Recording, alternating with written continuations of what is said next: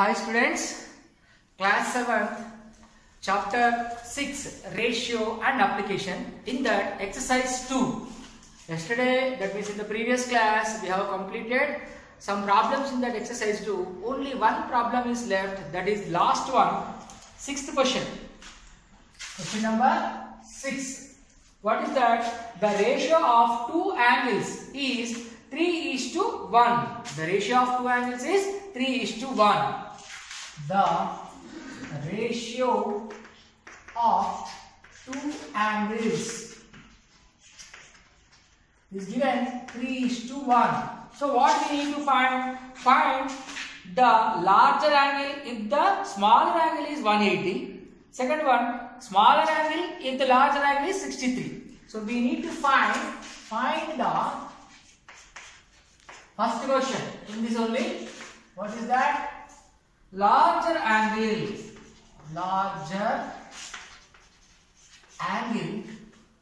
if the smaller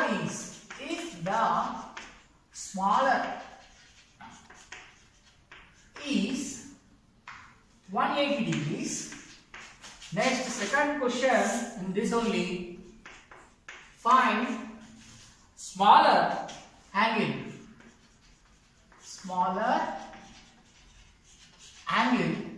if the larger is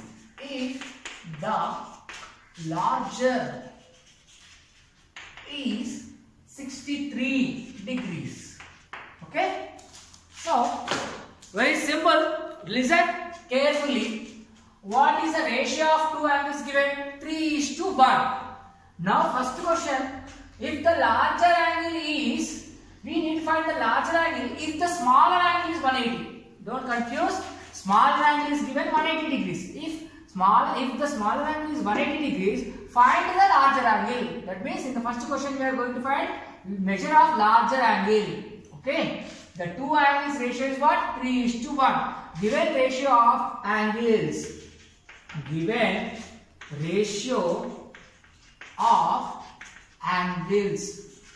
What is given? 3:1. Okay. Now, what is given? One more thing. Larger angle also. We need to find. Smaller angle is given here. So, smaller angle is how much? 180 degrees. What we are finding? Larger angle. Let the larger angle as x degrees. What we don't know, that we have to assume as x degrees. In this question, what is given? The ratio of two angles is 3:1. Then find the larger angle if the smaller angle is 180 degrees. That means smaller angle is 180 degrees.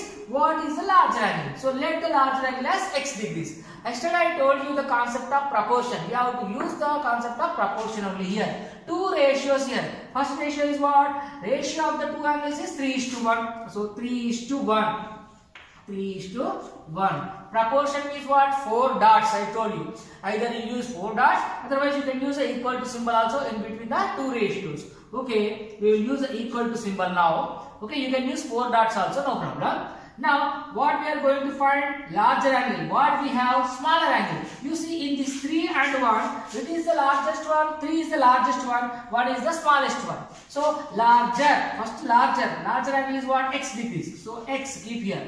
Is 2. Smaller is 1, no? So, smaller angle is how much? 180 degrees. Keep 180 here. Now, yesterday I told you, proportion, when they are in proportion, if the equal to symbol, no, ratio 1 is equal to ratio 2. So what to do? Product of means and product of extremes. Here these are the means, that means middle terms, extremes, first one and last one. Okay, product of extremes, product of means. So we are going to find x value, no? Let us go with first product of means only. So product of means middle term, 1 into x.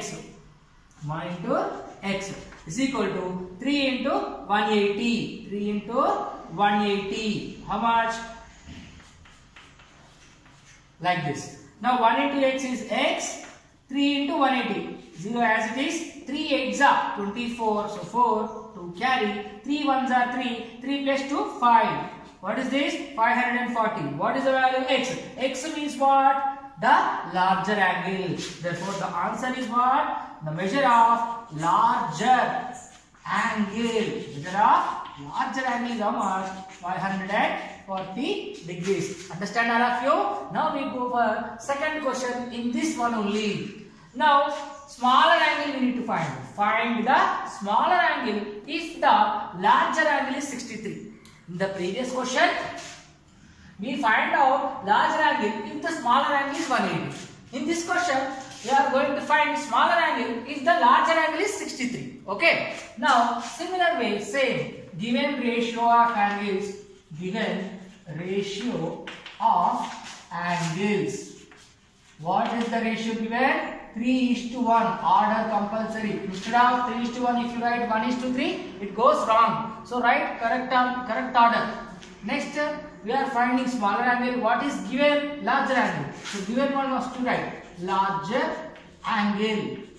How much it is given? Larger angle 63 degrees. 63 degrees. Next, we are going to find what? Smaller angle. So what we don't know, that we let the smaller angle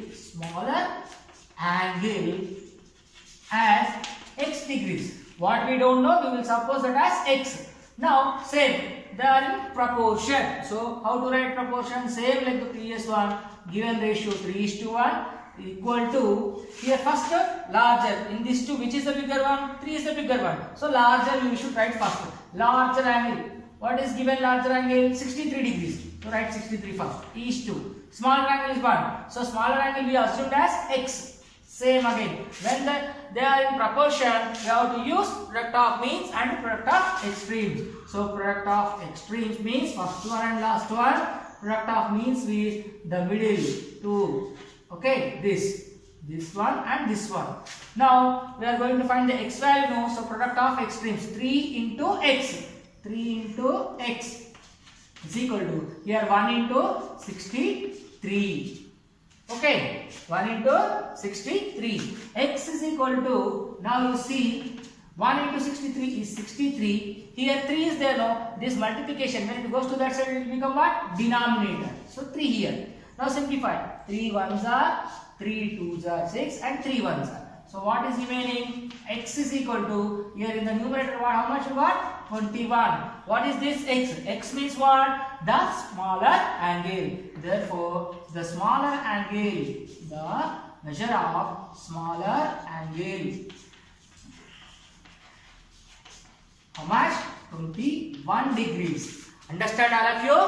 In this way, we can use the proportion in order to solve the problems.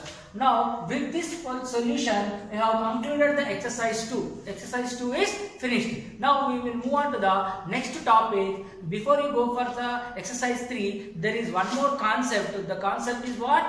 Direct proportion, and before that unitary method also there. Unitary method and direct proportion. These two concepts first we should learn. After learning those two concepts, we can enter into the exercise 3. Okay? Let us go for the next concept.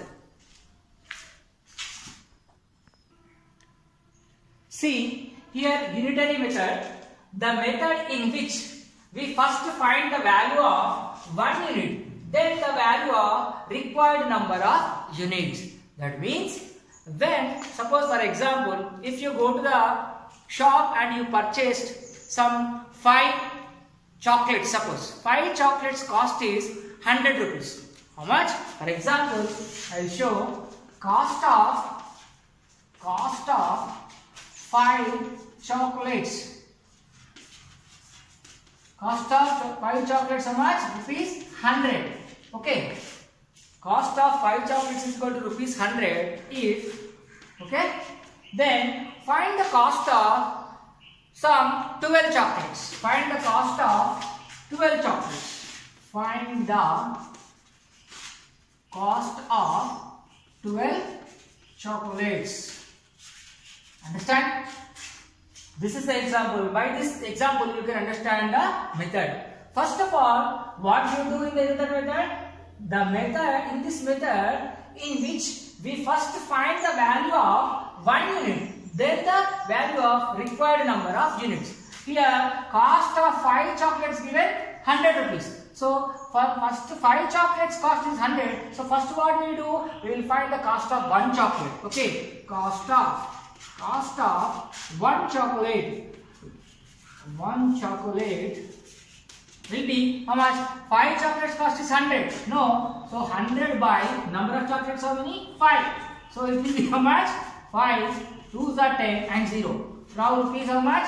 20. This is what? Cost of one chocolate is rupees 20. Now you got cost of 1 unit only. After finding the cost of one chocolate, how many chocolates cost we require? The required thing is what? Finding the cost of 12 chocolates. So total cost of 12 chocolates. Total cost of 12 chocolates is equal to cost of one chocolate is how much? Rupees 20. Rupees 20. How many required number of units cost we need? 12. So 12. So rupees here 12 into 0, 0. 12 twos are 24. That means total cost of 12 chocolates is how much? Rupees 240. In this way, what we did? The cost of 5 chocolates are given. But instead of finding directly the cost of 12 chocolates, what we did? First we went for finding 1 unit cost. That means 1 chocolate cost how much? That we find out first. Then total required thing is what? Cost of 12 chocolates. So after finding the first 1 chocolate cost, then we multiplied that 1 chocolate cost with the 12 number of chocolates. At last we got the total cost of all 12 chocolates. This is what finding the value of 12 units when after finding 1 unit cost. This is the best example for unitary method. After this, we will move on to the next what is that? Direct proportion. Okay, understand all of you unitary method? I hope you all understood. Now we will go for the next concept, direct proportion.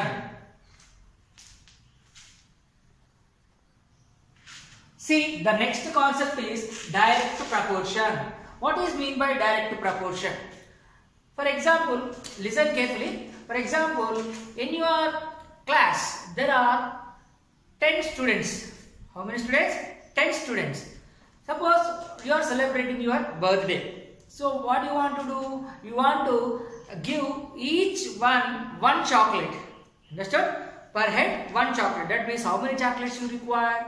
How many students are there in the class? 10 students. That means per head 1 chocolate means how many chocolates you require? 10 chocolates, obviously. So if in the class the 10 students are there, no, suppose there are 20 students in the class, then how many chocolates you require? 20 chocolates. That means what happened in this condition?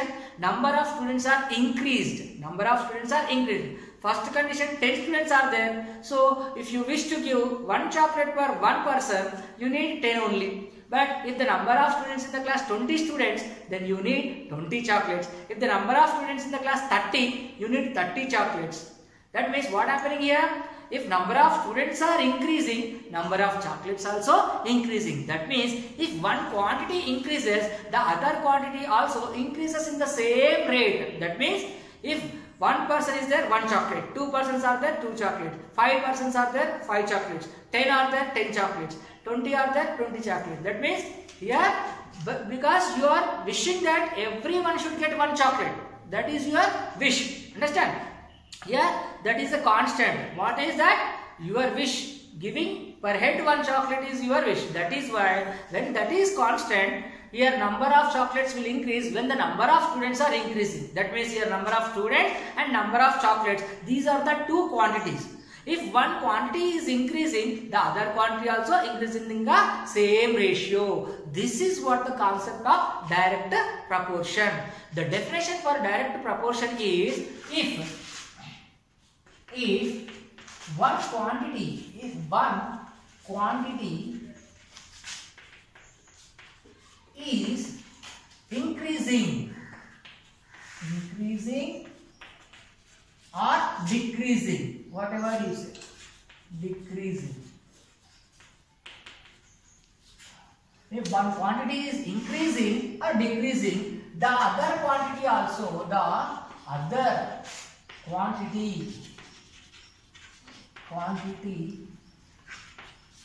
also, if one quantity increases, the other quantity also increases. increases, or if one quantity is decreasing, the other quantity also decreases in the same ratio. In the same ratio. Same ratio. Once again, I will explain clearly. Listen. Just now I told you, you are wishing that you want to distribute the chocolates in your class for one person, one student, one chocolate. If 5 students are there, you need 5 chocolates. If 10 students are there, you need 10 chocolates. If 20 students are there, you need 20 chocolates.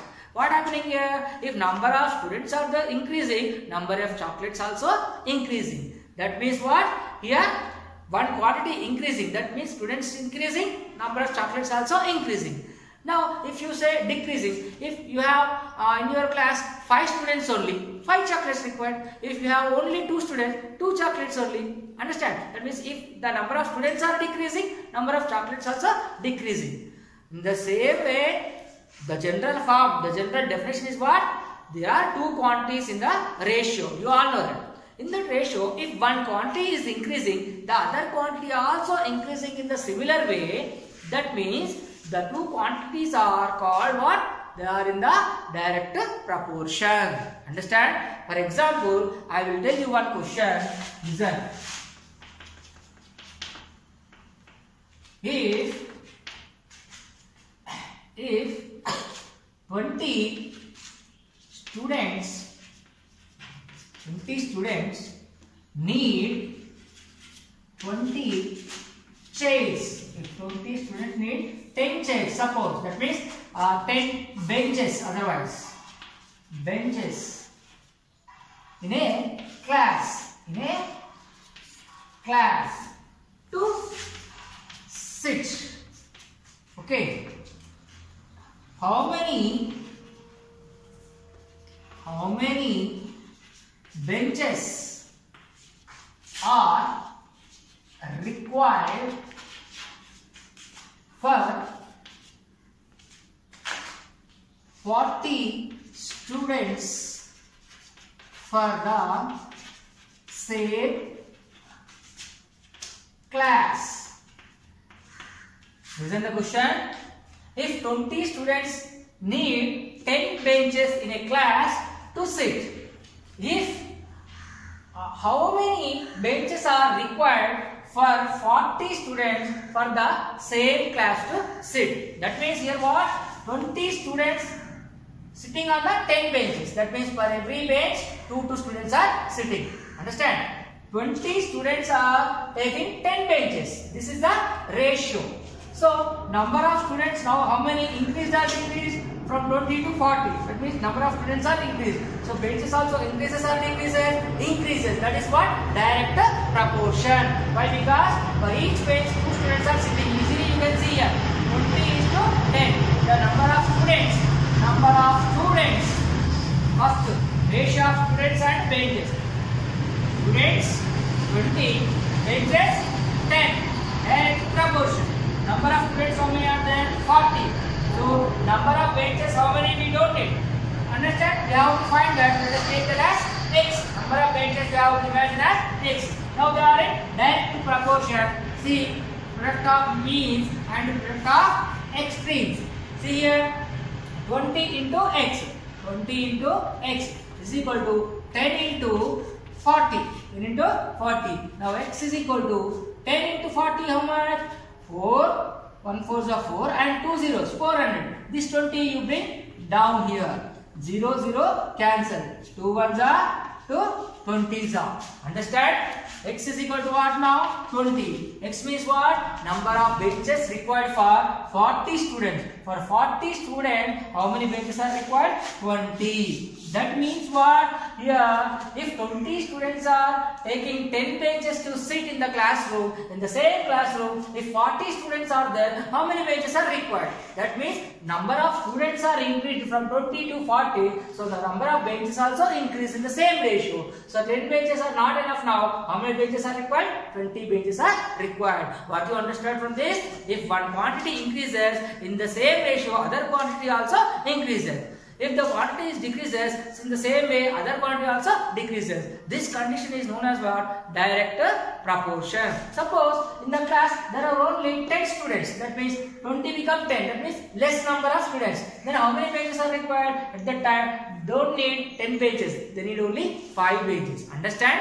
Like that. If one quantity increases, other quantity also increases. If one quantity decreases, other quantity also decreases. This is what? Direct proportion. Hope you all understood. To understand even more better way, in the textbook there are examples given. In page number, see in the textbook, page number 115, Unitary Method definition is there. Then after example 2, example 3, here for Unitary Method, and in the textbook only 117 page, 118 page, you have example 4, 5, 6 and 7. These are the examples for direct proportion. If you go through those examples, already the solutions are given in the textbook. Go through those examples, you will understand in a better way, so that we can do the problems in the coming exercise 3. Now exercise 2 has finished, the two concepts. What are that? Unitary method is finished, direct proportion also finished. See, before we go for next exercise 3, we have in the page number 116 of textbook, there is a do this. Okay, in that do this there are 2-3 problems are given that you must do by your own. When you go through the examples, you can able to do that problems. Okay, now first one I will explain for you, remaining you should do. What is the question? 40 benches are required to seat 160 students. 40 benches are required to seat 160 students. How many benches will be required to seat 240 students at the same rate? It is similar to the example just now I told when in the direct proportion concept. So that means this question is also related to direct proportion concept. So listen here, one more time the question. 40 benches are required to seat how many students? 160 students. Understand? How many benches will be required to seat 240 students at the same rate? Just you see number of benches and number of students. Here how many benches? 40 benches. What we are going to find? How many benches will be required? That means again we are going to find number of benches only. Number of students, how many are sitting in the first condition? 160 students are sitting in 40 benches. Now number of students, how many are there? 240 students. That means from here to here, here 160 students, here 240 students. That means number of students are increased or decreased? Increased. Students become even more. 160 students become 240 students. That means number of students are increased. So at the same rate, number of benches, how many are there in the for 160 students? 40 benches are there. For 240 students, you need more benches or less benches? Obviously, you know that more benches are required. Why? Because students are more now. So you need more benches. Understand? That means if one quantity, what is that? Students. Number of students are increasing. That means this quantity is increasing. One quantity increasing means other quantity what? Benches. That also should increase. That means the answer obviously you can guess. What? The answer is going to be more than 40. Answer is going to be more than 40. Why? Because students are more. Here 160, here 240. Students are increased. That means benches also will increase. This time the number of benches will be more than 40. That you can guess. Now exact number of benches how many we should find. First ratio of benches and students. Given ratio of solution here we should write in this way. Given ratio of benches to students. Benches first, students next. Benches to students. How many number of benches are there? 40. So how many students are sitting on these 40 benches? 160. Now number of students in the next condition. Number of students. Number of students. How many are there? 240. What we are going to find? How many benches will be required? So let the number of benches. The number of benches. required. Benches required. That is equal to, we don't know. That is what we are finding now. Suppose that as x. Understand? Now we go for the concept of direct proportion. What we use for direct proportion? The two ratios. No. First ratio is what? Number of benches to number of students. So benches 40 and students 160. Here what? Both are in direct proportion. That is why we use symbol is equal to, or you can use the 4 dots symbol also. Okay, the proportionate symbol. What is that? This 4 dots. Instead of that I am using is equal to symbol. Both are okay, no problem. Now first what we wrote? 40. 40 is what? Number of benches. Next 160. 160 what? Number of students. So in this order only you should write this third ratio also. First benches, no? So number of benches, do you know? No, we are finding that. So what is that? X. Keep that X first here. So number of students, how many? 240. Here if you change the order, the problem will go wrong. Keep concentration here. So the order, first benches, then students. So in this also, first benches, then students. If you write in reverse order, 240 is to X, the problem will go wrong. Understand?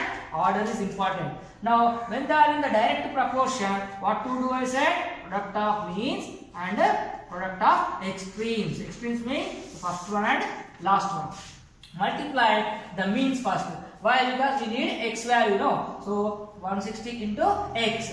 160 into x. X is equal to 40 into 240. First one is 40, last one is 240. Now x is equal to, I will write here this side, x is equal to, what is here? 40 into 240.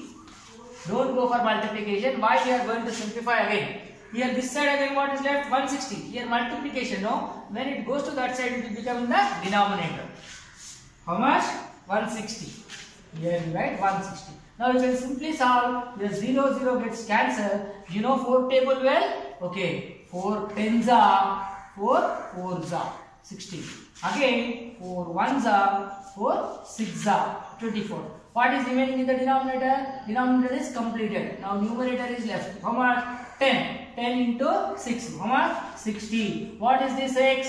X is equal to 60. But what is mean by x? Number of benches required is x. Therefore, how many benches are required? 60 benches. For how many students? 240 students. Therefore, number of benches required. Benches required. How many benches required? 60. Understand all of you? In this way, we can utilize the direct proportion concept to solve the problems. Hope you all understood. We will continue the next class by starting exercise 6.3. All should go with the example problems in the textbook and solve the do this. In do this, I told one problem only. Remaining 2-3 problems are there. You should try by your own. Understand? Thank you.